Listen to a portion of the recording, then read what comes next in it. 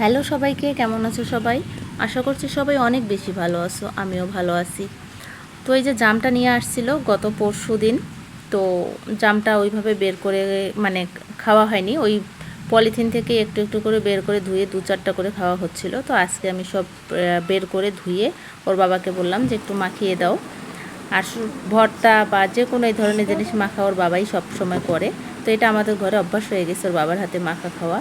ওর বাবা হচ্ছে মাখিয়ে দিয়ে ও একটুখানি খেয়ে তারপরে হচ্ছে রেখে দিয়েছে যে আমরা খাবো। আর মায়েরটা আলাদা করে মাখানো হবে, কারণ মা আমাদের এই বাসনপত্রে খাবে না, এখানে শুধু আমরা দুই মেয়ে আর আমি খাবো, ওর বাবা তো খাবেই। তো এই জাম ভর্তা মাখা খেয়ে তারপরে হচ্ছে আমি চলে আসছি দুপুরের রান্নায়। আর আজকে রান্না করতেছি পেঁপে আলু সয়াবিন দিয়ে। আর জানোই তো তোমরা যারা আগের ভিডিওগুলো দেখছো, আমরা এখন নিরামিষই খাচ্ছি, যেহেতু মা ঘরে আছে আর যেদিন করে প্রয়োজন পড়ে আলাদা করে কিছু একটা করে নেই। তো মোটামুটি মানে সব খাবার আয়োজনগুলো নিরামিষ করেই করা হয়, আমরা সেটাই সবাই খাচ্ছি। তো এই যে সয়াবিন আলু দিয়ে পেঁপে দিয়ে রান্না করতেছি, আর এটা আজকে একটু ঝোল ঝোল করে করব, আজকে ডাল করব না। আর নিরামিষের জন্য কিন্তু ডাল ঝোল এগুলি বেশি প্রয়োজন। তো ডাল প্রত্যেক দিন ডালটা ভালো লাগতেছে না, মাও বলতেছে গ্যাস হয় প্রতিদিন ডাল খেলে, তার জন্য এইভাবে করে দিলাম। তারপরে যে ছোট্ট একটা চাল কুমড়ো আনছিলাম, মানে জালি বলে এদিকে, তো প্রথমে আমি হচ্ছে মাঝখান দিয়ে কাটতে চাচ্ছিলাম, তো মা সামনে বসেছিল, মা বলল যে মাঝখান দিয়ে কাটতে হয় না, লম্বা কাটো। তো তারপরে হচ্ছে এই যে লম্বা করে কাটার পরে এই যে এইভাবে আমি ফালি করে নিচ্ছি। এগুলো দিয়ে এখন আমি পাট ভাজা করব। তো সমস্যা হয়ে গেছে যেটা, মানে অনেক কিছুই করতে চাচ্ছি, করা সম্ভব হয়ে উঠতেছে না, কারণ আমার ওইভাবে নিরামিষ এত কিছু নাই। কারণ আমি নিরামিষ এত কিছু ওইভাবে করিও না, যখন আমাদের নিরামিষের প্রয়োজন হয় তো আমি আমাদের আগের বাসনপত্রগুলো ভালো করে ধুয়ে নেই, আর রান্নাবান্নাটাই শুধু নিরামিষ বাসনে করে নেই।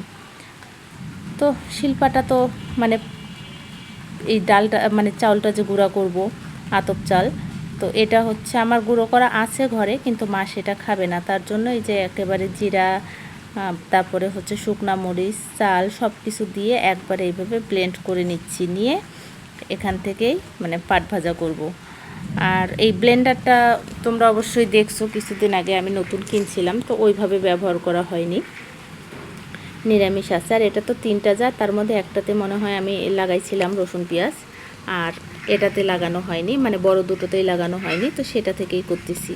আর ওই তো বললাম একটা কথা বারবার বলতেছি, আসলে নিরামিষ বাসনের সংখ্যা কম, তার জন্য ব্লেন্ডারের জারটাতেই আমি হচ্ছে লবণ হলুদ মাখিয়ে এই ভাজতেছি এখন। আর নিরামিষের সাথে এরকম একটু বড়া বা পাট ভাজা বেগুনি এগুলো থাকলে না আমার কোনো সমস্যা হয় না, আমার খেতে ভালোই লাগে। তো রান্না বান্না হয়ে গেল, খেতে দিলাম। আর কি কি রান্না করলাম সব কিছু তোমাদেরকে দেখাইনি, সব ভিডিও মানে ক্লিপ নেওয়া হয়নি আমার। আমি রান্না করছি যে এই চাম ঘাসটা চচ্চড়ি করছি, আর পাকা আম, এইটা কিন্তু পাকা আম, পাকা আমের টক করছি। মা হচ্ছে টক হলে ভাত ভালো খাচ্ছে, মানে আমার মতো, আর বিশেষ করে নিরামিষে কিন্তু বেশি ভালো লাগে টকটা। তারপরে আমি ছোট মেয়েকে নিয়ে একটু দুধ আনতে গেলাম, আনতে গিয়ে দেখি যে রাস্তায়, আর এখানে না বাড়ির উপরে এইভাবে দোকান আসে সব কিছুর, মাছ থেকে সবজি থেকে শুরু করে একেবারে কসমেটিক্স ড্রেস সব কিছু আসে বাড়ির উপর ভ্যানে করে। তো ভালো লাগলো, 2টা কাঁকড়া একটা চিরুনি দরকার ছিল আমার ঘরে, তো ওগুলো কিনলাম। আমার কাছে খুব বেশি একটা টাকা ছিল না, যেহেতু দুধ নিতে আসছি হিসেব করে আমি দুধের দাম 45 টাকা, আমি হাতে ওই মোটামুটি 100 টাকা মতো নিয়ে আসছিলাম পাশেই দোকানে। দুধ যে একবারে কিনে প্যাকেট ফ্রিজে রাখবো তো মা সেটাও খাবে না, তার জন্য হচ্ছে আমি প্রতিদিন 1 প্যাকেট করে দুধ নিয়ে আসি। তো ভালো লাগলো, ভিডিও করে নিলাম দোকানটারও।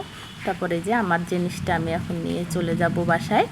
বাসায় নিয়ে এসে দেখি, আমি রুমে ঢোকার আগেই দেখি যে এখানে ঠাম্মা আর নাতনি এই যে সিঁড়ির উপরে বসে আছে, মানে এখানে একটা সিঁড়ির উপরে সানসেট আছে, এখানে অনেকেই বাতাস খাওয়ার জন্য বসে। তো মা হচ্ছে ঘরে থাকতে চাচ্ছে না, মানে হঠাৎ করে এসে বন্দি জীবন হয়ে গেছে। আর বাড়িতে তো সবসময় মায়ের বয়সে অনেকেই আসতো, কথা টথা বলে যেত, তার ভালো লাগতো। আমাদের বাড়িটাও কিন্তু শহরে, গ্রামে না, তারপরও হচ্ছে পরিচিতরা আসা যাওয়া করতো। এখানে তো কাউকে সেভাবে চেনে না জানে না, আর এক ঘরের মধ্যে থাকতে কত ভালো লাগে। তো আমি ঘরে না ঢুকে মায়েদের সাথে একটু সময় কাটালাম এখানে। তারপরে হচ্ছে রুমে আসলাম, এসে হচ্ছে বের করে মেয়েকে দেখাচ্ছি যে কি নিয়ে আসছি। কাঁকড়া আমি আর একটু বড় সাইজের খুঁজছিলাম, কারণ মেয়ের চুলটা একটু ঘন বেশি, এই কাঁকড়াগুলো হয়তো ওর হবে না। ওর উদ্দেশ্য করেই নেওয়া, কিন্তু এগুলো সব এখন আমার কাজেই লাগবে দেখতেছি। তবে চিরুনিটা আর ওই ব্যান্ডটা ওর কাজে লাগবে। তারপরে যে দুধটা ফ্রিজ থেকে নিয়ে আসছি, এখনও ভালো গলেনি। তো যাই হোক, আমি এখন খুলে করে দেব, বসাই দেব গ্যাসে, খুলে মানে গলে যাবে। কারণ হচ্ছে মা বেশি রাত করে দুধটা খাবেও না, ঠিক সন্ধ্যার মধ্যেই খাবে। তাই জন্য এই যে দুধটা গরম করতেছি, মেয়েদেরকেও দিয়ে দেবো, মাকেও দেবো, আর সাথে রুটিটাও করে নেব।